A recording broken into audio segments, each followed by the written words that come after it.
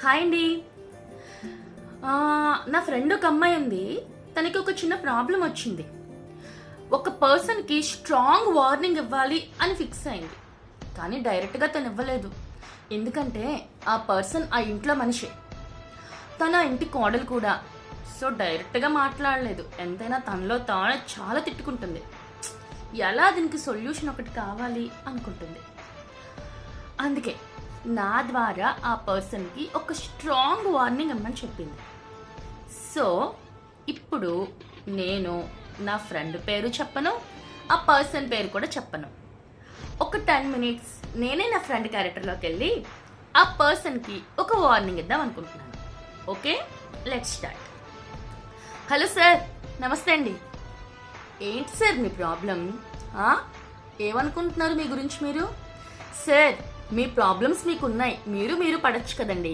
మా గురించి మీకు ఎందుకు సార్? మేము దేశాలే తిరుగుతాము, ప్రాంతాలే తిరుగుతాము, విదేశాలే తిరుగుతాము, ప్రపంచం అంతా తిరుగుతాము, సప్త సముద్రాలైనా తిరుగుతాం. మీకెందుకు సార్? మీరేమైనా మీ డబ్బు పెట్టాలా? మీకేమైనా చేసాచి అడుక్కున్నావా? లేదు కదా. మా కష్టార్జితం, మా డబ్బులతో మేము తిరుగుతున్నాం. మీకేంటి సార్ నొప్పి? అంటే ఏంటి, వీళ్ళు ఇంత హ్యాపీగా ఉండడమా అని మీరు చూడలేకపోతున్నారా?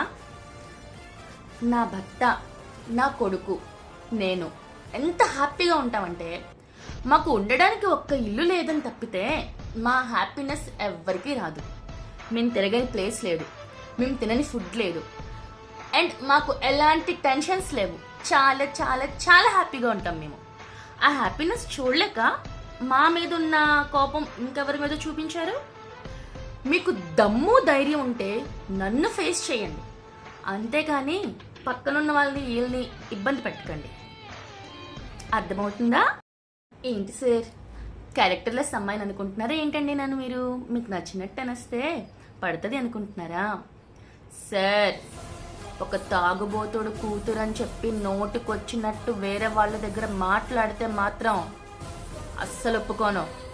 నా గురించి మీకు తెలియదు. మీరు ఎన్నైనా పడండి, మీ గొడవలేంటో నాకు తెలియదు, మీ ఫ్యామిలీ బ్యాక్గ్రౌండ్ ఏంటో నాకు తెలియదు. మీరు కొట్టుకోండి, తిట్టుకోండి, ఎన్నైనా చేసుకోండి. మా ఇంట్లో వాళ్ళు నా దగ్గరికి వస్తే నేను ఎలా చూసుకుంటానో నాకు తెలుసు. మీలాంటి వాళ్ళకి ఎక్స్ప్లెనేషన్ ఇవ్వాల్సిన అవసరం నాకు అస్సలు లేదు. అర్థమవుతుందా? అండ్ ఇంకొకటి, మీరు ఎన్నైనా అనుకోండి, నన్ను కానీ, నా భర్తను కానీ, నా కొడుకును కానీ అండ్ మధ్యలోకి ఇన్వాల్వ్ చేసినా సరే అస్సలు ఒప్పుకోను. అండ్ ఇంకొకటి, మీరు